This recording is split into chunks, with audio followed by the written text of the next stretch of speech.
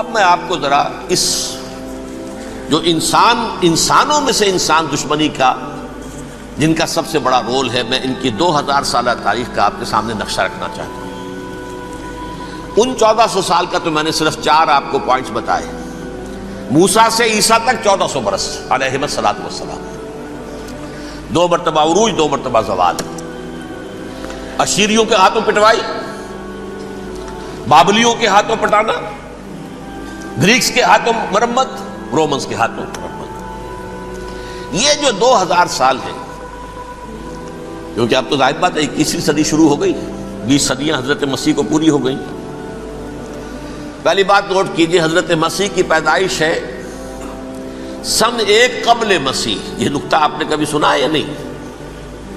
جب ملینیم کا سلسلہ شروع ہوا تھا پچھلے سال، تو میں نے بیان کر دیا تھا کہ ایک عجیب حساب کے اندر انہوں نے غلطی کی ہوئی ہے۔ حضرت مسیح کی پیدائش ہوئی 25 دسمبر کو، سن انہوں نے شروع کر دیا، جو اس کے بعد جنوری آئی تو پہلا سال شروع ہو گیا۔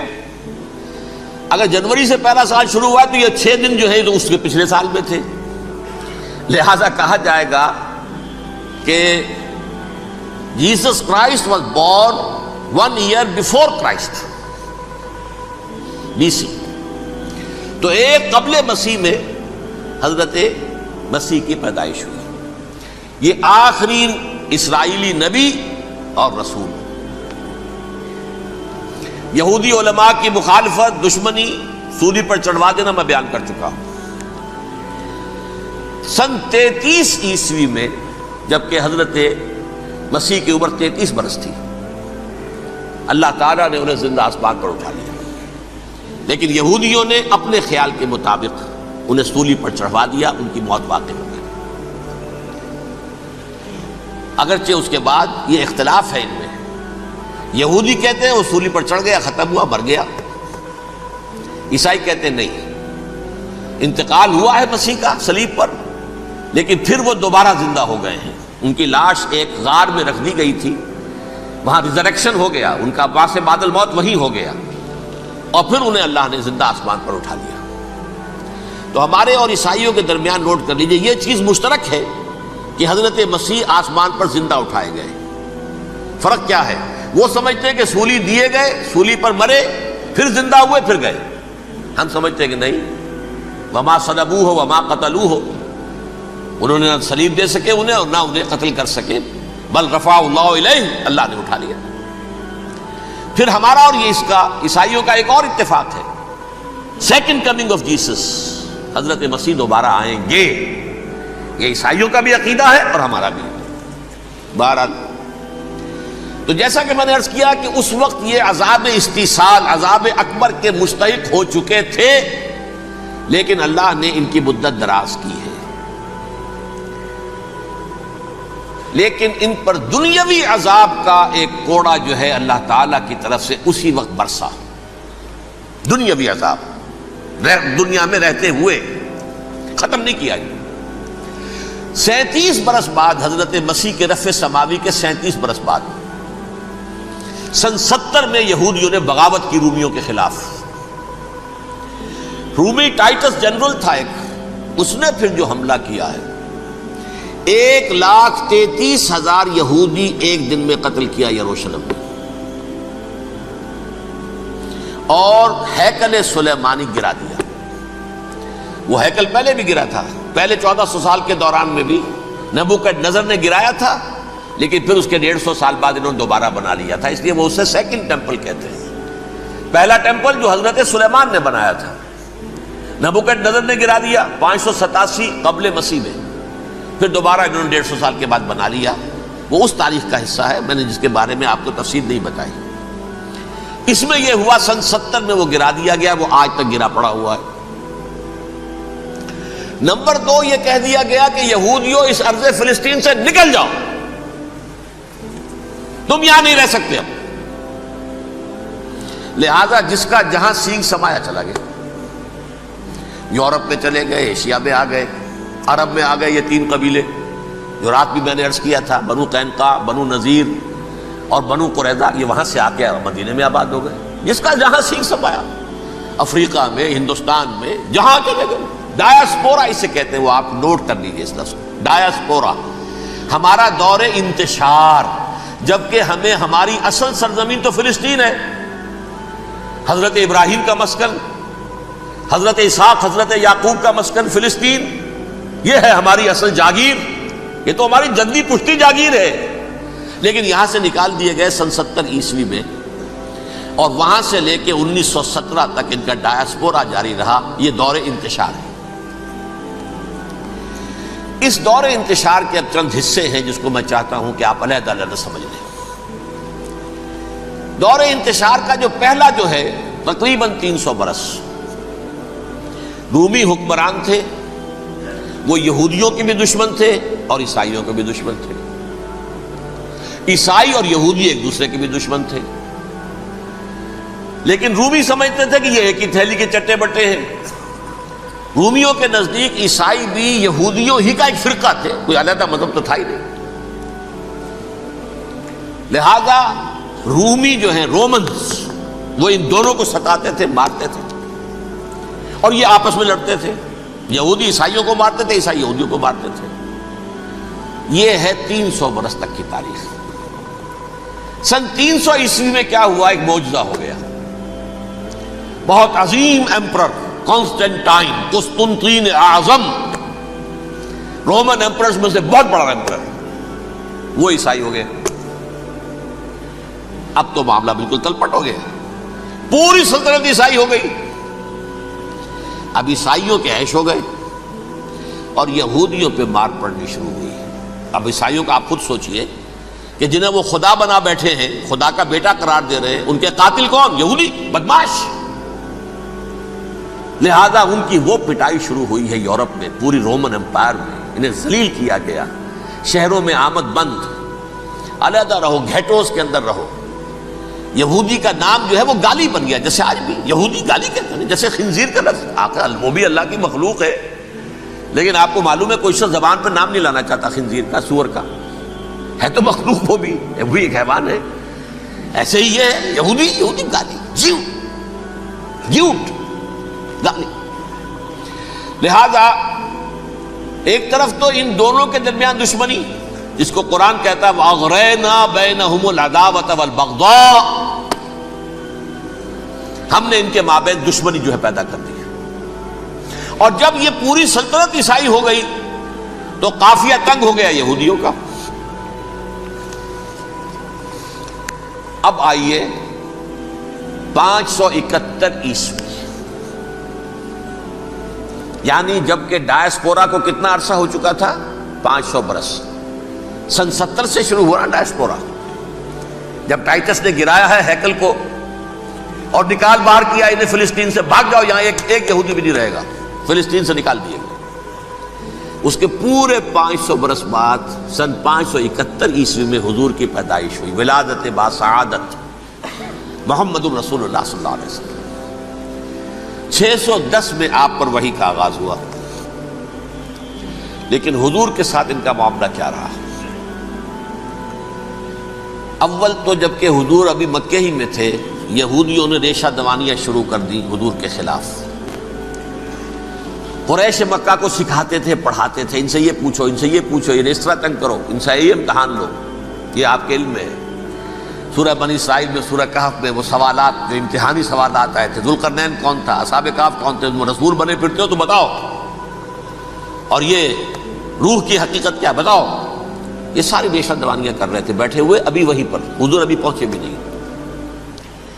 ہجرت فرما کر حضور تشریف لے آئے تو حضور نے، جسے ماسٹر سٹروک کہا جائے گا، یعنی اسٹیٹس مین شپ کا ماسٹر سٹروک، آپ نے مدینے میں آتے یہودیوں کے ساتھ پیکٹ کر دیا، جوائنٹ ڈیفنس پیکٹ آف مدینہ، کہ اگر مکے والے ہم پر حملہ کریں گے تو ہم مل جل کر ایک قوم کی حیثیت سے مقابلہ کریں گے۔ یہ میثاق مدینہ کہلاتا ہے، جس کے بہت غلط معنی پہنائے جا رہے ہیں آج کل۔ بہرحال میں موضوع میرا چونکہ یہ نہیں، میں ادھر نہیں جاؤں گا، لیکن ہوا کیا؟ ہر مرتبہ یہ خیانت کے مرتکب ہوئے، ان نے جو عہد کیے تھے ان سے پھرے، اندر ہی اندر سازش، ریشہ دوانی، حضور کی بدترین دشمنی۔ سورہ نساء کی آیت نمبر 12 میں 14 میں 13 میں فرمایا ہے لا تزال تطلع علی خائنۃ منہم، اے نبی ہمیشہ آپ کے علم میں ان کی طرف سے خیانتیں، بددیانتیاں آتی رہیں گی. اور بار بار وہ مسلسل جنگ کی آگ بھڑکاتے تھے. قریش کو دعوت دیتے، آؤ آؤ آؤ ہم اندر سے بغاوت کر دیں گے، تم آؤ تو صحیح، ختم کریں محمد کو اور اہل ایمان کو صلی اللہ علیہ وسلم رضی اللہ تعالی عنہ اجمعین. لیکن پھر جب وہ آتے تھے تو یہ دبک جاتے تھے، ان میں ہمت نہیں تھی. میدان کے مرد نہیں رہے تھے. یہ سورہ حشر میں ان کا نقشہ کھینچا گیا ہے. کھلے میدان میں مقابلے کی اس کے اندر صلاحیت ہی نہیں ہے. یہ تو فصیلوں کے پیچھے سے، جیسے عورتیں کہیں دیہات میں لڑائی ہوتی ہے تو مرد جو ہے گلیوں میں لڑتے ہیں، عورتیں اوپر سے پتھر پھینکتی ہیں، بس وہ کام یہ کر سکتے تھے. من ورائے جدر، فصیلوں کے پیچھے سے، جنگ میں میدان میں نہیں آ سکتے. بہرحال قرآن مجید میں ہے یہ سورہ مائدہ کی آیت نمبر 64، کلما اوقدوا نارا للحرب اطفاها اللہ. اکثر و بیشتر مواقع پر تو یہ جب آگ بھڑکاتے تھے جنگ کی، اللہ اسے بجھا دیتا تھا. لیکن بہرحال اس کے باوجود جنگیں ہوئی، غزوہ بدر، غزوہ احد ہوئی کہ نہیں؟ یہ ساری اس اصل شرارت میں. اور اس کے نتیجے میں حضور نے پھر ایک ایک کر کے 3 قبیلوں کو سزا دی. غزوہ بدر کے فوراً بعد بنو قینقاع نکالے گئے مدینے سے، غزوہ احد کے فوراً بعد بنو نذیر نکالے گئے، اور غزوہ احزاب کے بعد بنو قریظہ نکال دیے گئے. یہ تو میں نے آپ کے سامنے رکھ دیا صرف حضور کے زمانے میں ان کا کیا رویہ رہا. دشمن، رات بھی ہم نے وہ آیت پڑھی تھی، لَتَجِدَنَّ أَشَدَّ النَّاسِ عَدَاوَةً لِلَّذِينَ آمَنُوا الْيَهُودُ وَالَّذِينَ أَشْرَكُوا.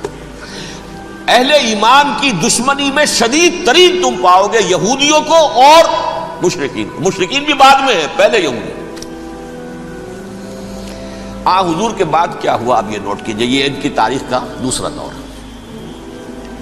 حضرت عمر رضی اللہ تعالیٰ عنہ کا عہد خلافت ہے. بیت المقدس کا محاصرہ کیا گیا، فصیل بڑی اونچی، شہر اندر سے سیلف سفیشینٹ، حملے کا راستہ کوئی نہیں.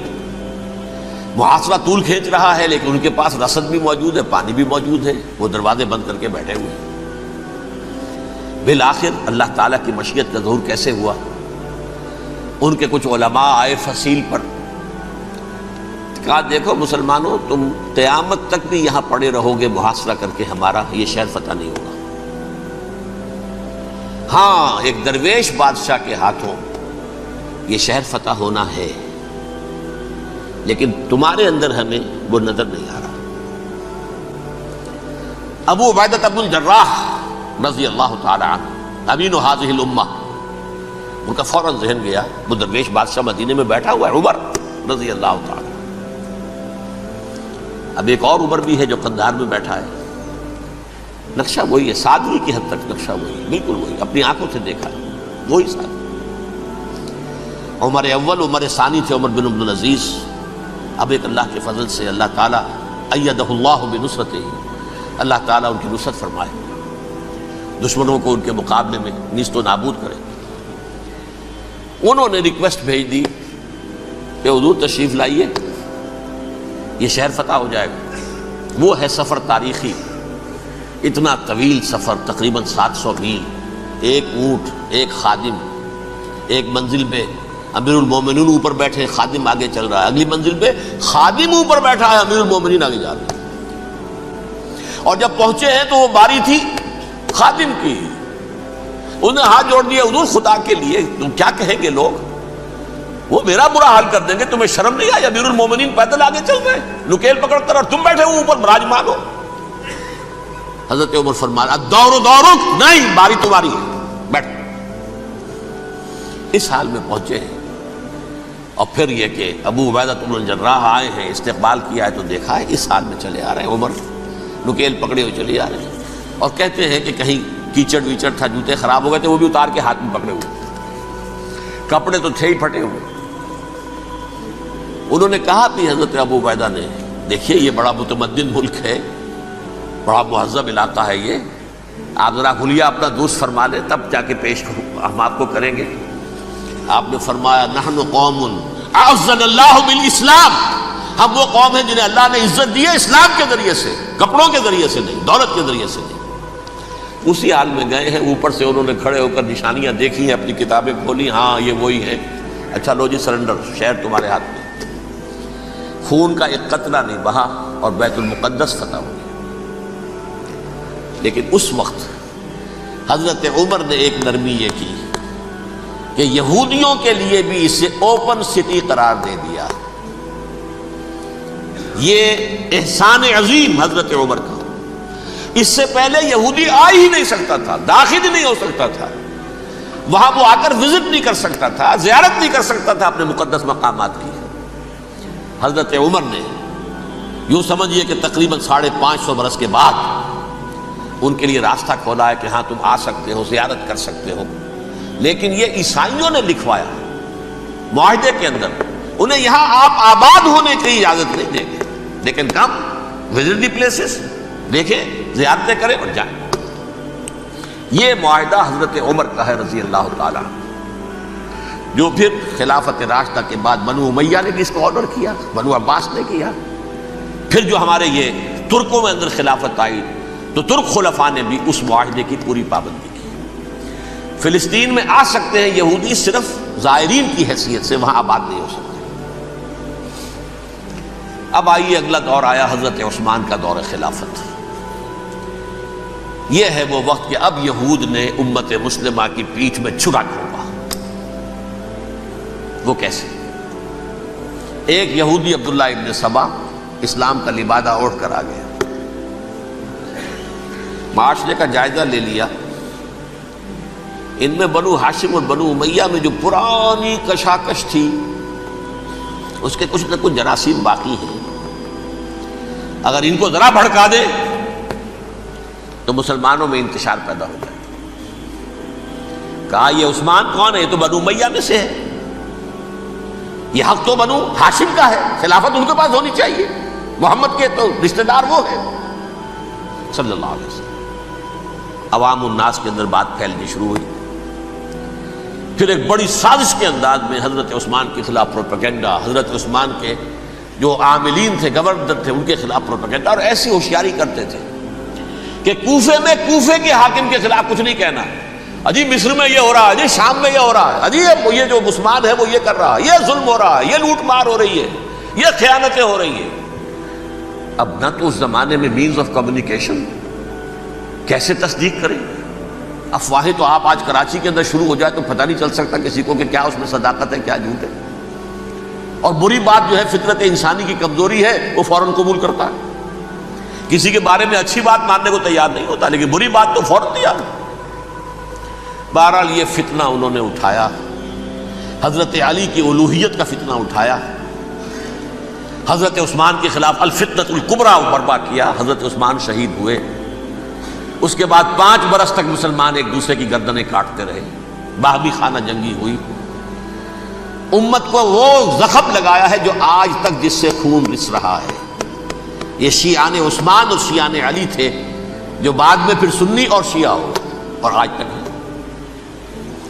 فتنہ کس نے جگایا؟ ایک عبداللہ ابن سبا یہودی اور اس کے کارندے، شیطان کا ایجنٹ، اور انسانوں میں سے بھی اس کے جو بھی حواریین تھے اور شیطانوں کے اندر سے بھی تھے، انہوں نے بھی اس آگ کو بھڑکایا۔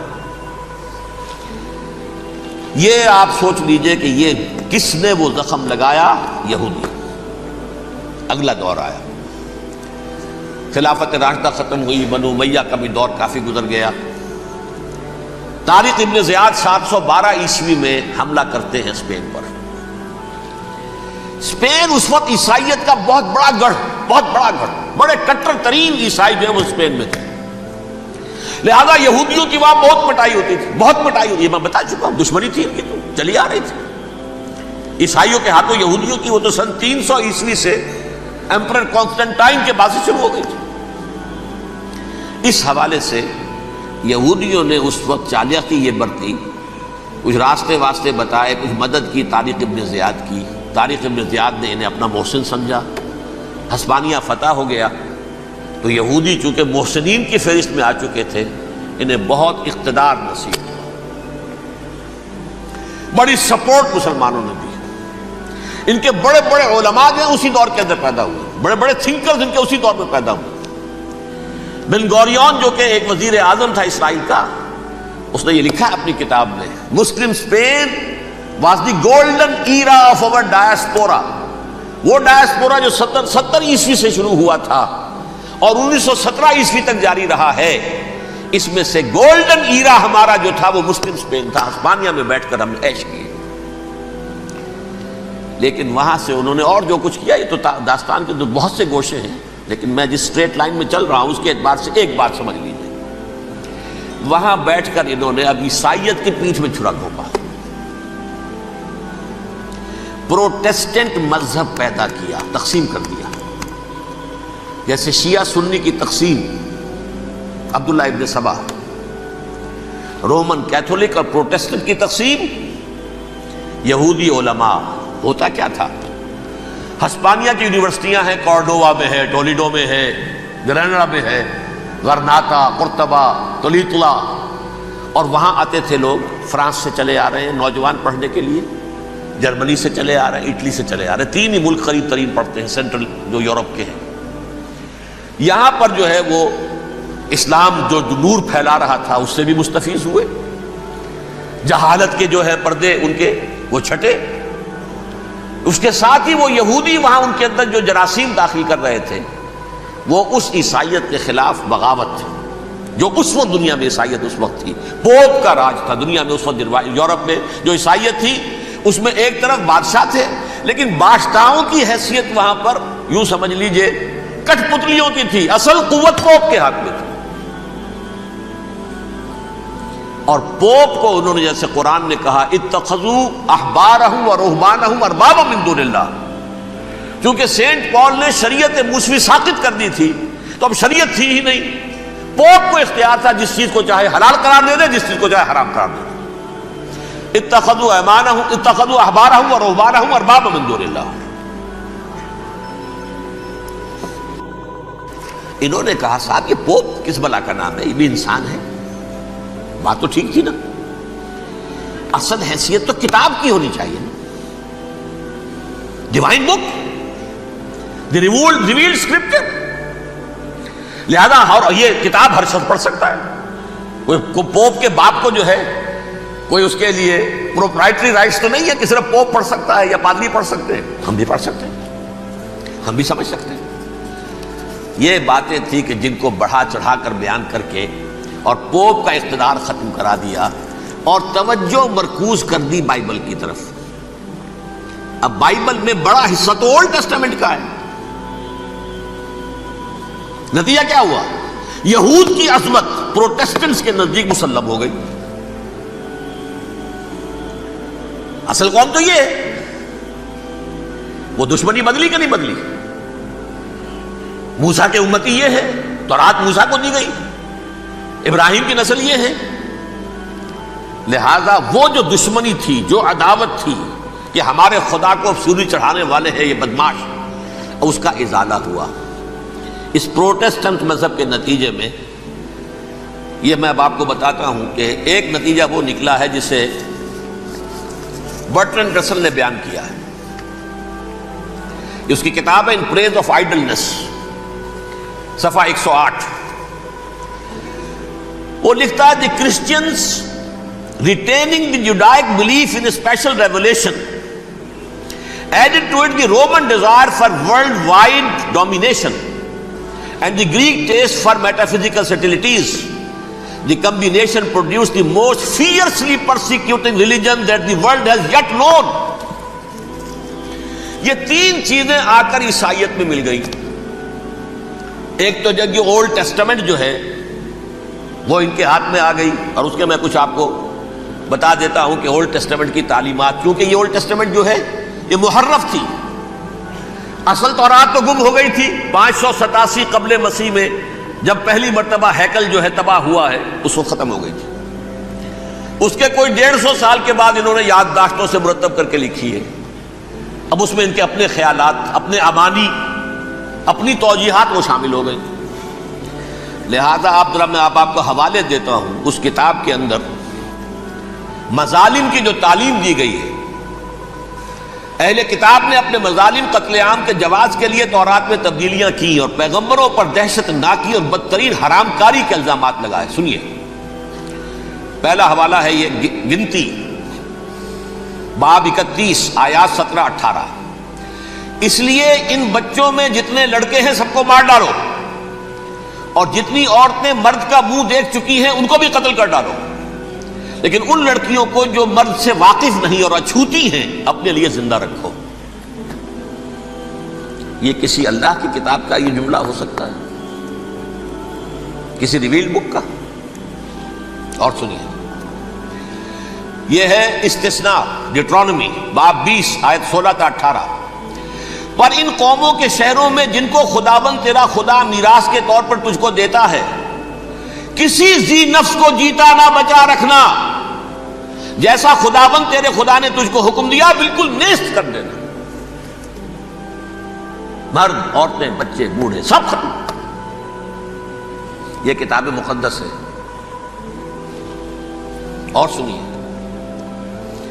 سموئیل باب 27 آیت نمبر 9. اور داؤد نے اس سرزمین کو تباہ کر ڈالا اور عورت مرد کسی کو جیتا نہ چھوڑا. نمبر 4، ان سب آباد شہروں کو ماں، عورتوں اور بچوں کے بالکل نابود کر ڈالا. کتاب استثناء باب 3 آیت 6. یہ ہے جو کہہ رہا ہے برٹرنڈ رسل، کرسچینٹی میں آ کر اب یہ 3 چیزیں شامل ہو گئی. ایک تو یہ باربیرین یہ تعلیم جو ہے، اور یہ مذہب کے نام پہ تعلیم، یہ کتاب مقدس کی تعلیم. نمبر 2، رومنز کے اندر جو ایک تمنا تھی ورلڈ ڈومینیشن کی، وہ عیسائیت کے اندر آ گئی.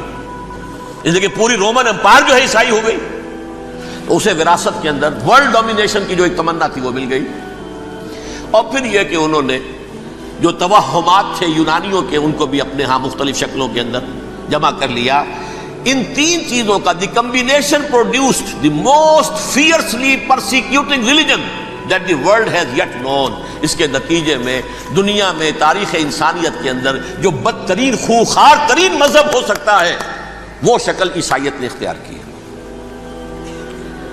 اور اس کا مظہر عتم کیا تھا؟ نوٹ کیجئے، صلیبی جنگیں.